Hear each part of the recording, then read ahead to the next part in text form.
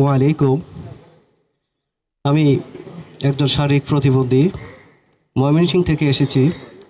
তো আমার দুই হাতে কিছু সমস্যা। তো আমি পা দিয়ে লিখে বিএ অনার্স কমপ্লিট করছি। তো আমি আবারও ধন্যবাদ জানাই আমাদের জিয়া পরিবারের ম্যামকে, যে আমাদেরকে কিছু সময় দেওয়ার জন্য, আমাদের কাছ থেকে কিছু বলা ও করার জন্য।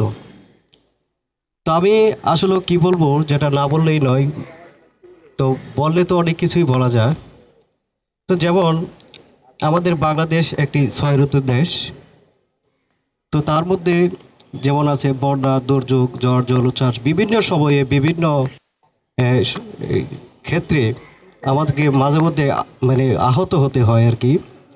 তখন আমরা কিভাবে কি করব না করব, ওই ক্ষেত্রে আমরা তেমন একটা সুব্যবস্থা পাই না। আমাদেরকে এই বিষয়টি নিয়ে একটু দেখবেন।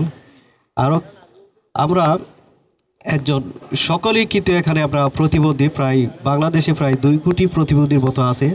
আমরা তো প্রতিবন্ধী একজন নাগরিক আমাদের এই বাংলাদেশের। মানে আমরা তো কেউ আর ঘরে বসে থাকি নাই। সকলেই আমরা কেউ না কেউ কিছু কর্ম নিয়ে থাকি, বা কেউ না কিছু কাজ করে থাকি। কেউ তো মনোরণ আমরা মানুষের কাছ থেকে হাত বাড়িয়ে তো আমাদের কোনো কিছু তেমন করতে হয় না।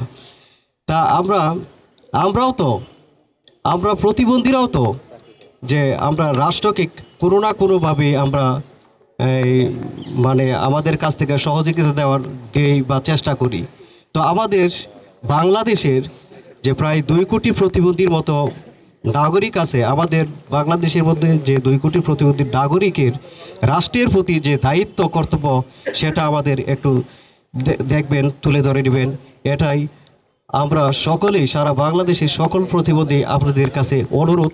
আমাদের কিছু ক্ষেত্রের, বিভিন্ন সময় যে বিভিন্ন ক্ষেত্রের বা আমাদের একটা কর্মের বা আমাদের অধিকারটুকু বাস্তবতা তুলে ধরার জন্য ধন্যবাদ জানাই। আসসালামু আলাইকুম।